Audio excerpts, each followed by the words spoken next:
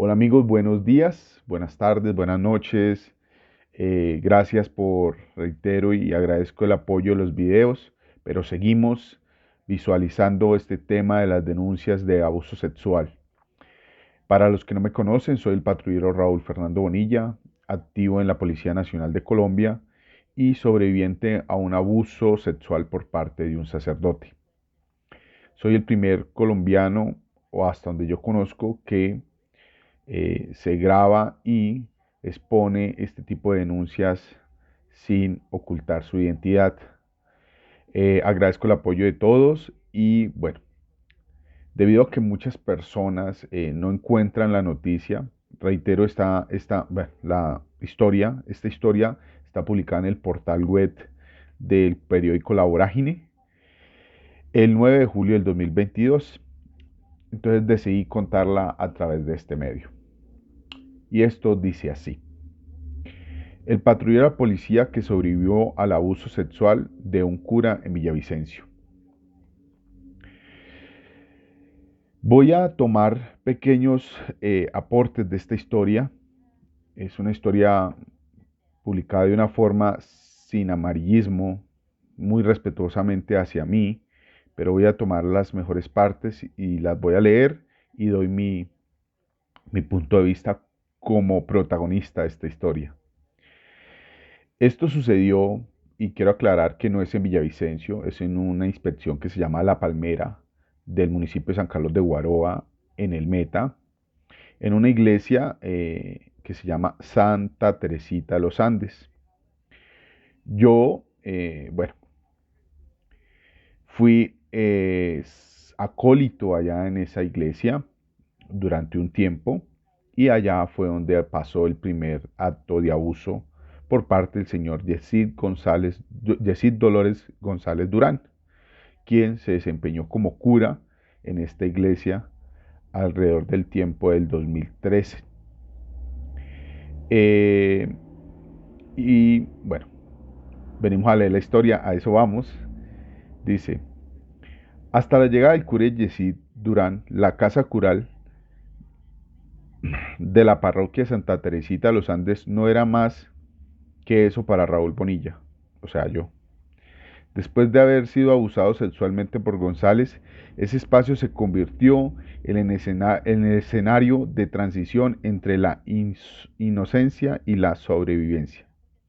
Las luces de la parroquia se apagaron y cuando apenas empezaba la obra de horror que se repite en toda Colombia y en el mundo. Aquella en la que la dignidad de los derechos de los niños y niñas no alcanzan ningún rol. La corta vida religiosa de Raúl. Raúl nació en Venadillo, Tolima, pero creció en los llanos orientales, junto a sus padres campesinos y su hermana. Se fue a vivir a una casa de San Carlos de Guaroa, al norte del Meta.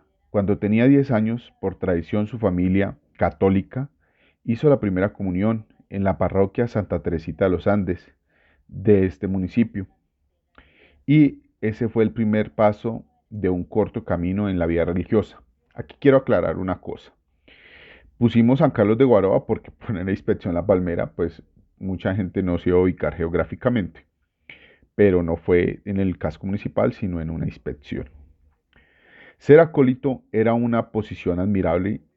Los niños pequeños y los grandes se disputaban los ascensos en la distribución de tareas cada vez más importantes. Para Raúl fue además la posibilidad de salir del pueblo y ver qué había más allá de la planicie.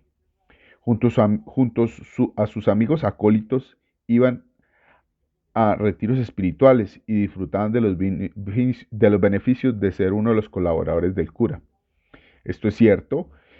Cuando yo entré había una estructura como de rangos, se puede decir para que lo entiendan, y entre más edad y más tiempo llevabas, pues más responsabilidad tenías. También estuve en retiros espirituales en Restrepo Meta, en una parte de Cundinamarca que no me acuerdo, que era un páramo, que había una iglesia. Y bueno, fueron diferentes también actividades dentro del mismo municipio. íbamos y colaboramos en otras iglesias o hacíamos ese tipo de actividades. Después llegaron los cambios. El párroco fue trasladado y en el 2013 llegó Jesse Dolores González Durán a tomar las riendas de Santa Teresita de los Andes. Hubo modificaciones en la liturgia y en la rutina religiosa de la comunidad.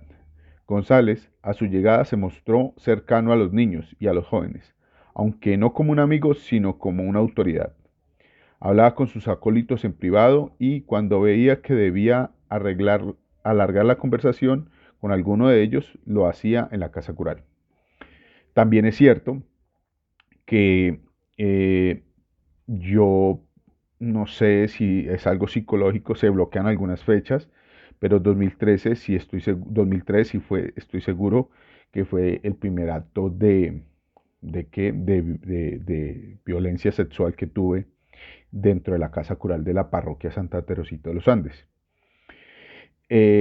Y es cierto que pues muchas veces el sacerdote llamaba a otros acólitos, pero nunca, ni soy testigo ni puedo dar que haya pasado con algo de mis compañeros, algo de eso, de lo mismo que me pasó a mí.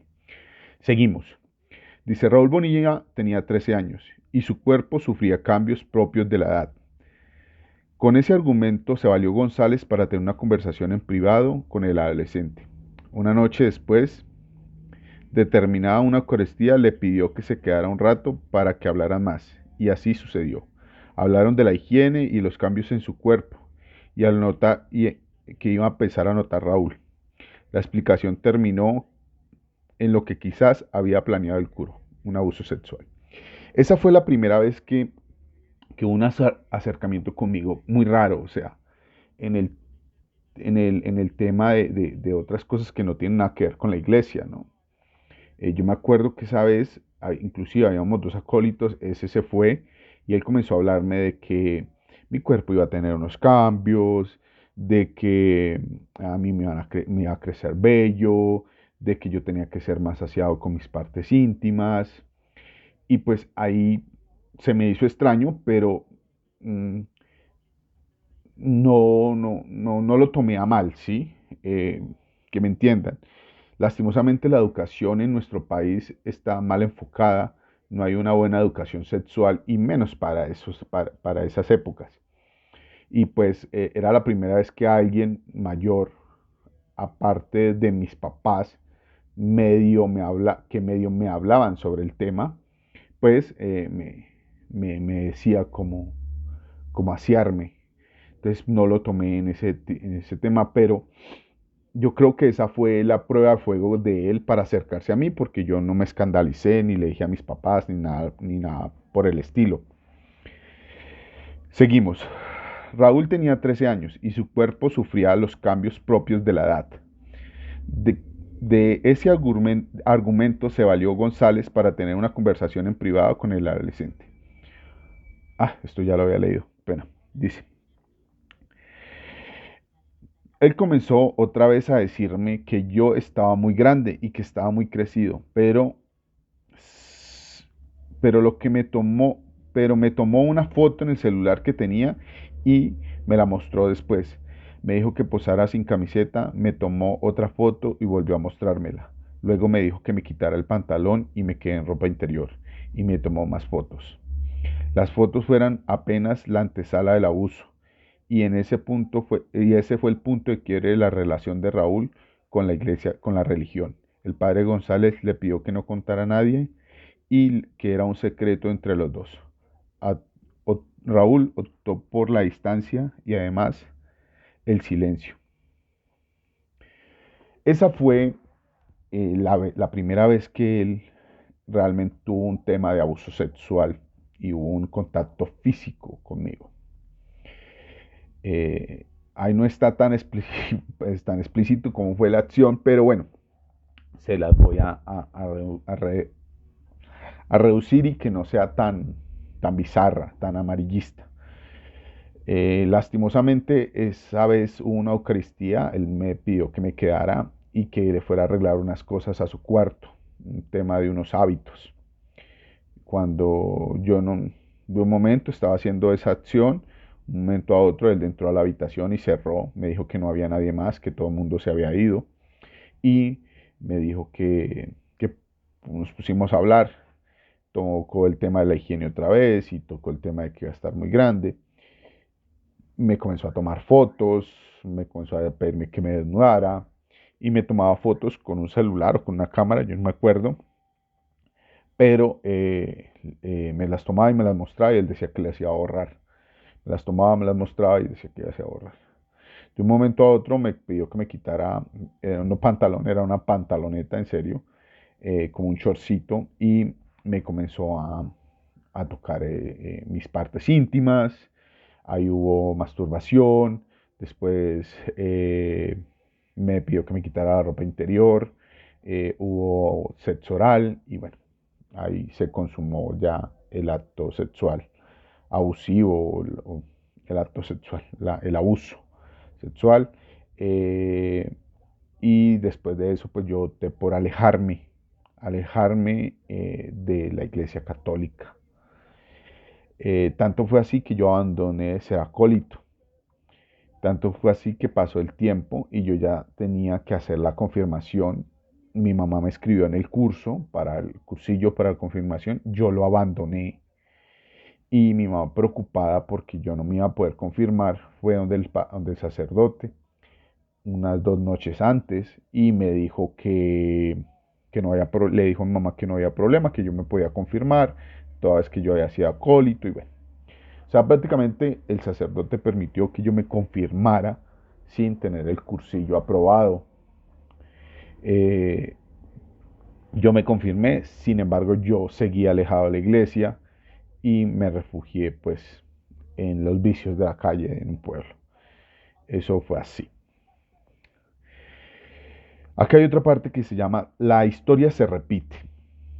Lejos de la iglesia católica, Raúl no volvió a saber del sacerdote González, pero tampoco lo que era una vida tranquila y apacible. Su papá se fue de la casa, su mamá cayó en una gran depresión y al terminar el colegio, cuando el futuro ya es el presente y el momento de que los planes de vida se ejecuten, Raúl no tenía destino más allá que los videojuegos y la inestabilidad diaria. El cura Yesid volvió en el 2007. Esta, esta vez de visita al pueblo, pero ya no ejercía funciones allí, sino en San Cristóbal, Venezuela, ante lo que, ante que acudió la madre de Raúl en busca de ayuda para su hijo. El clérigo ofreció llevarlo a vivir con él, bajo la promesa de que nada le faltaría y que tendría oportunidades de estudio. Los padres, sin conocer lo que había ocurrido, aceptaron. ¿Qué pasó? Yo ya tenía 17 años. Mis papás firmaron un documento para salir con el sacerdote. Ese documento físico lo tengo yo, donde está la firma de mis papás autorizando a ese sacerdote. Sin embargo, yo iba a entrar como ilegal a Venezuela. Realmente, según él, estaba en San Cristóbal, Venezuela, en una parroquia. Eh, pero mis papás no sabían nada, ¿no? Yo tampoco tuve palabras para decirle y pues se aceptan que se viajara, ¿no? Entonces dice así. Raúl tenía 17 años. Sus padres tuvieron que firmar un documento para autorizar la salida del país junto al sacerdote. Las palabras no tuvieron del lado de Raúl para oponerse a viajar a un país ajeno junto a su abusador. Antes de viajar a Venezuela y él, antes de viajar a Venezuela, él y González a Villavicencio, fueron a Villavicencio y después a Bogotá. En la capital realizaron varias diligencias y al final del día se hospedaron en una casa familiar. Allí les fue asignada una habitación para los dos. ¿Qué pasó? Llegamos a Bogotá. Yo me acuerdo que fuimos a una Eucaristía, pero no era una iglesia normal, era como una casa en una parte en Bogotá. Después, ya un poco tarde, salimos a comer. Yo me acuerdo que me comí una hamburguesa. Y posterior fuimos a una casa muy bonita, como de 2 plantas blancas. Típica casa así, estilo padres e hijos, así. Típica casa rola, grande. Y era una casa para mí impresionante porque era la primera vez que yo miraba tomacorrientes o switch de encender la luz inalámbricos en los baños. Tenía letreros en inglés de las habitaciones, de los baños y pues realmente para mí era impresionante, ¿sí? O sea, nunca había visto eso. Esa vez el sacerdote dijo que no había problema, que nosotros dos podíamos utilizar la misma cama. Y pasó lo mismo. Se repitió, no con las fotografías, sino se repitió el tema del abuso. El guión, entonces ahí viene esta parte. Antes de dormir, ya no en la casa cural, sino en una habitación en Bogotá, el sacerdote volvió a abusar de Raúl. El guión fue el mismo, el reparto también, y la cena se repitió en un escenario diferente. Se paró, fue al baño y me dijo que no dijera nada. Lo único que hice fue cerrar mis ojos y dormir. Hubo cambios, sin embargo, en lo que siguió al nuevo episodio abuso, porque Raúl esta vez encontró las palabras para oponerse a viajar al día siguiente. Cuando el interino estaba preparando el viaje a Cúcuta, le dijo a González que él ya no iba, que él se volvía a su pueblo, al sacerdote. El sacerdote no se opuso a la decisión. Yo realmente ya no me sentía cómodo, era muy feo lo que estaba sintiendo en ese momento. Yo lo único que hice fue decirle que yo no viajaba, que yo me volvía para mi pueblo. Y yo me acuerdo que me llevaban unas personas al terminal, me compraron el tiquete y yo me fui otra vez para Villavicencio. Ahí cogí otro bus para mi pueblo. Cuando llegué a mi pueblo, mi mamá se estaba yendo del pueblo. Recuerda que mis papás estaban recién separados y era pues, un problema para ella de depresión muy grande.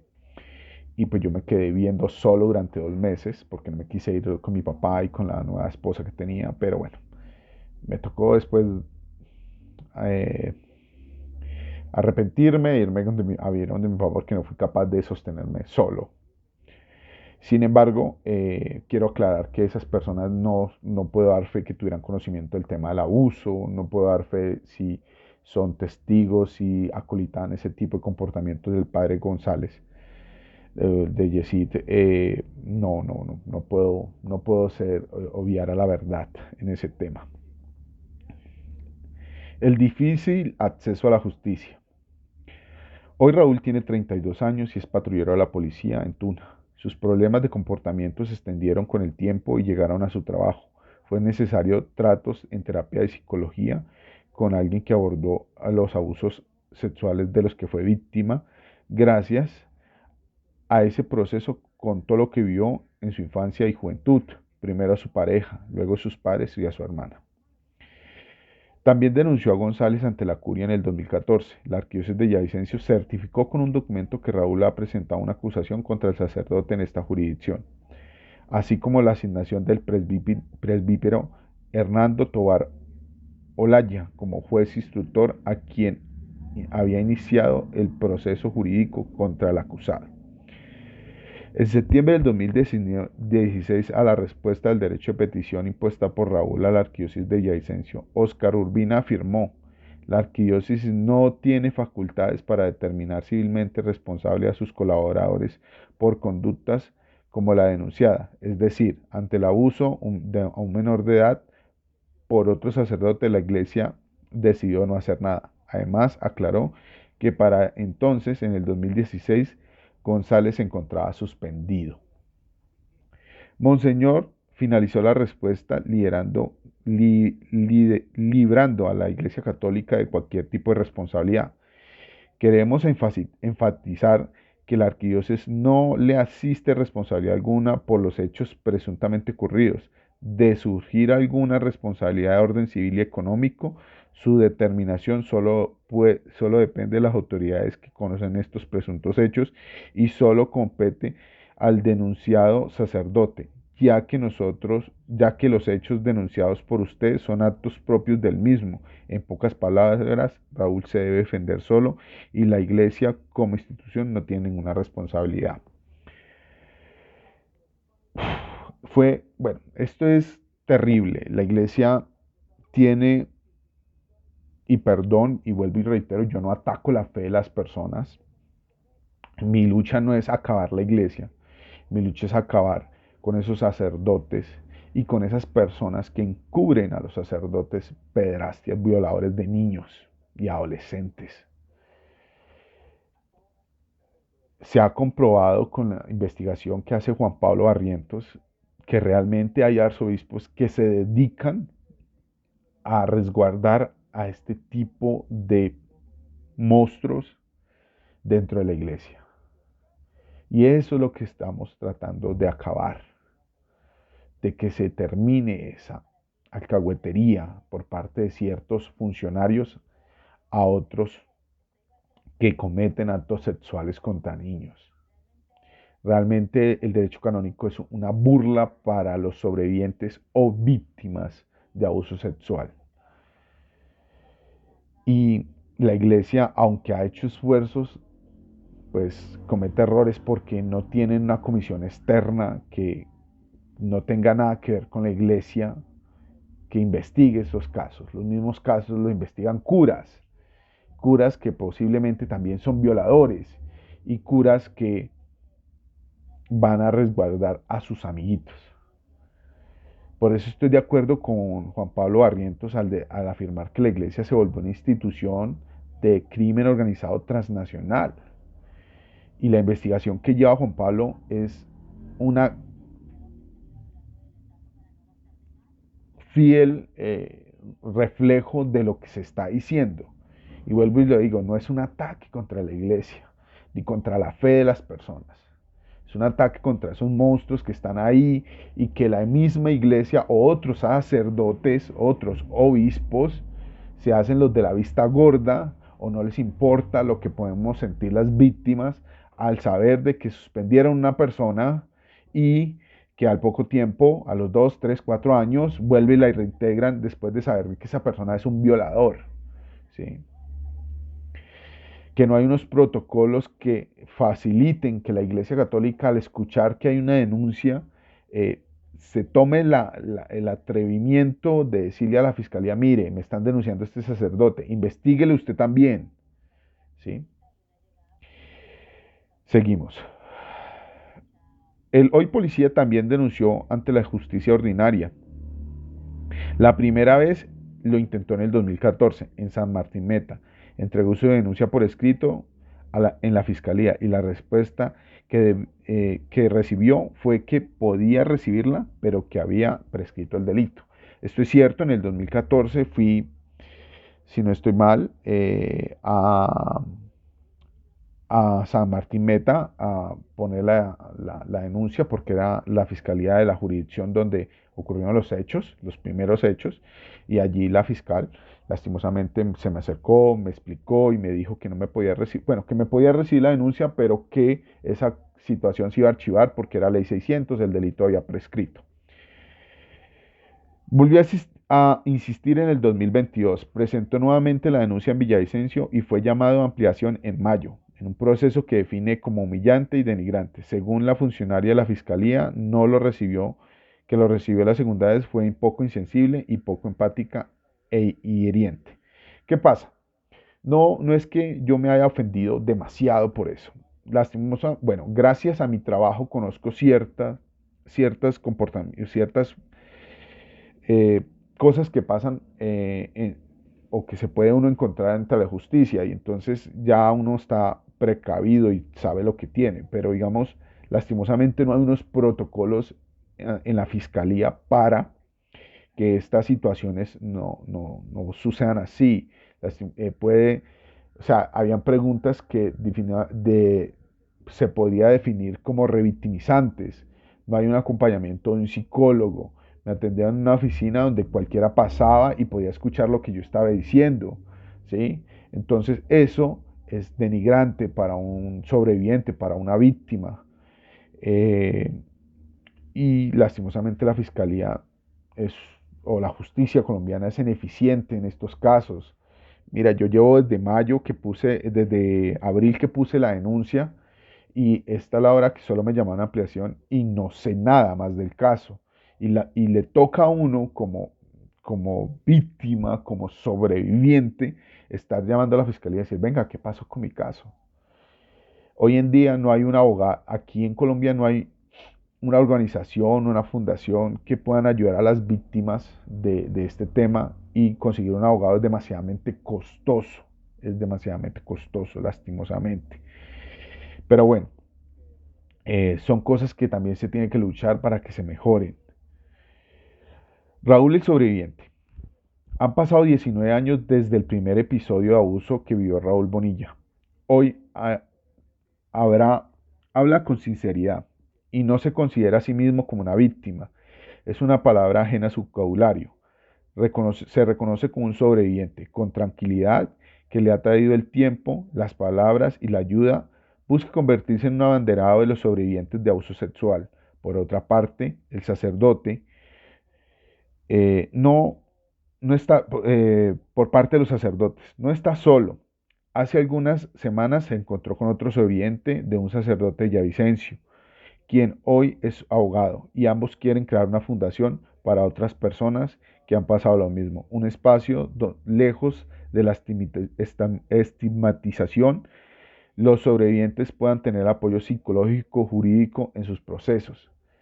Eso es verdad. Estamos con otro compañero, se puede decir, otro sobreviviente, planeando realizar una fundación. Es difícil el tema es muy difícil, es muy complicado, más que yo soy funcionario público y pues no podría ser representante de esta fundación. Eh, y esto es un llamado a todos los sobrevivientes de abuso sexual por parte de sacerdotes, que nos unamos. Ustedes no tienen que salir como yo a dar la cara, pero aquí hay una persona que los quiere apoyar, aquí hay una persona que en estos momentos cuenta con una abogada que me está ayudando en ciertos procesos, y realmente pues no me cobra un peso, pero ella está dispuesta a explicarles o a darles ciertos tips de cómo poner las denuncias, qué hacer, y la pueden contactar a través de mí. Ahorita dejo anclado en la descripción del video mi correo electrónico, y dejo el enlace de esta historia, ¿no? Que es lo más importante, que vayan y la lean. Eh, la idea es crear un espacio o un lugar, no físico por ahora, no se va a poder, pero un lugar donde los sobrevivientes eh, puedan encontrar ese apoyo tanto psicológico como jurídico, ¿sí? Y en base a eso también tratarlos de ayudar a construir sus vidas, porque cuando uno sufre un tema de abuso sexual, independientemente que haya sido un sacerdote, pero quien sufre un tema de abuso sexual, es muy difícil vivir. Llegas a un punto de que, como yo, lo callé por mucho tiempo, pero llegué a un punto que no aguanté, me volví violento, me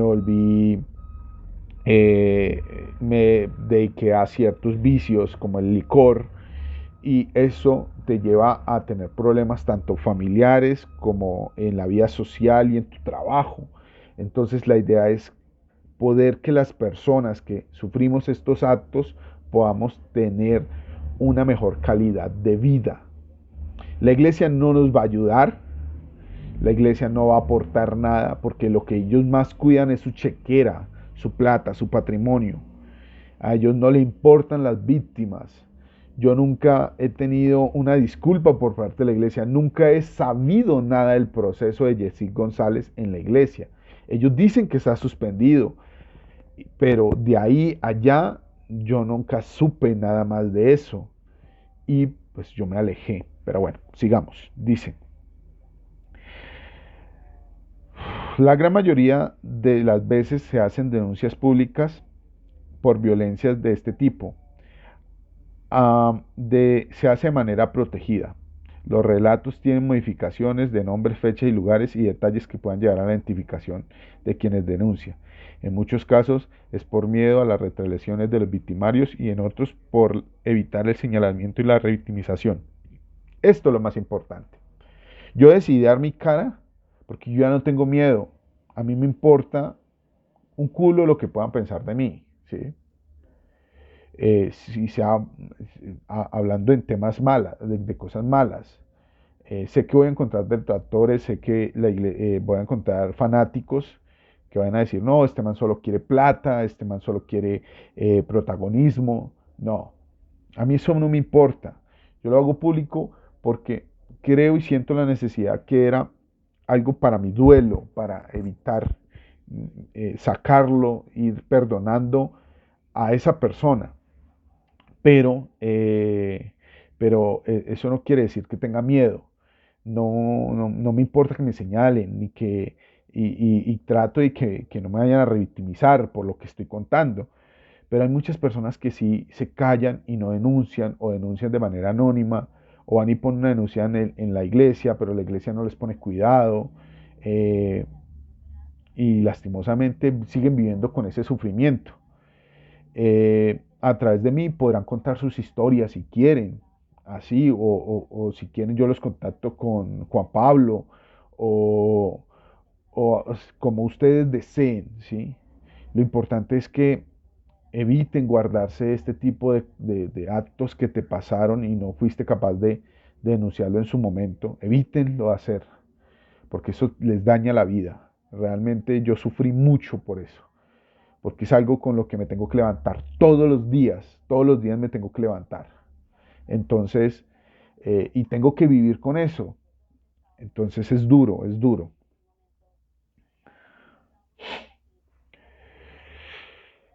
Dice, Raúl Bonilla quiere que su nombre lo acompañe en la denuncia. Dice que no le debe, se lo debe a su proceso de duelo, que no quiere que alguien sea más abusado por este sacerdote Yesid, ni por ningún otro. Sabe que encontrará detractores y sabe que la Iglesia Católica lo revictimizará y ya no tiene miedo. Está dispuesto a pararse frente a la luz a la mitad del escenario y ser el mismo que cuente su historia. Villavicencio.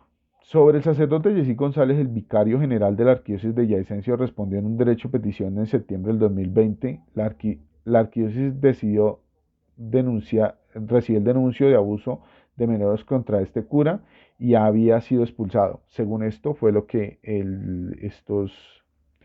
estas personas de la vorágine hicieron un derecho de petición sobre la denuncia que yo hice y según eso está expulsado. No sé si sea verdad, a mí la iglesia nunca me ha certificado nada. Junto a la arquidiócesis de Medellín, la de Villavicencio es la que más curas pederastas se ha descubierto en los últimos 4 años. Según la investigación del periodista, 70 de 143 padres al menos han sido denunciados por pederastia y abuso sexual en la capital del Meta. O sea, 70. O sea, hay 70 monstruos que han sido denunciados. De 143, 70, casi la mitad, o sea, por 1,5. O sea, es terrible. Todos fueron protegidos y encubiertos por los últimos 3 absorbistas de esta jurisdicción: Alfonso Cabezas, Octavio Ruiz Arenas y Óscar Urbina Ortega. Este último fue presidente de la Conferencia Episcopal en Colombia desde el 17 de diciembre hasta el 21 hasta este 2021.